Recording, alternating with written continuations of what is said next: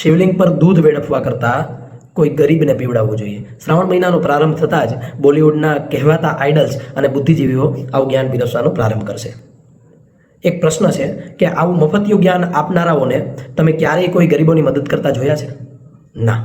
આમનો ઉદ્દેશ્ય માત્ર સનાતનના દેવી દેવતાઓને અને આપણી પરંપરાઓને ટાર્ગેટ કરવાનો હોય છે। યાદ રાખજો, જે ભક્ત શિવજીને દૂધનો અભિષેક કરી શિવજીને પ્રસન્ન કરે છે એ જ ભૂખ્યાને ભોજન કરાવવામાં પણ સૌથી આગળ હોય છે। અને રહી વાત ગરીબોને દાન કરવાની, તો જલારામ બાપાનું વીરપુર જોવો અથવા તો બાપા સીતારામનું બગદાણા। વર્ષોથી અવિરત અન્નક્ષેત્રો માત્ર ને માત્ર હિન્દુ મંદિરોમાં જ ચાલતા હોય છે। હવે સમજવા જેવી વાત એ છે કે શ્રાવણ માસમાં દૂધનો અભિષેક શા માટે? તો આયુર્વેદ પ્રમાણે ચોમાસામાં ગાય ભેંસ જે લીલું ઘાસ ખાય છે તેમાં અનેક કીટાણુ હોય છે, જેથી શ્રાવણ માસમાં દૂધ વાયુ અને પિત્ત વધારે છે માટે।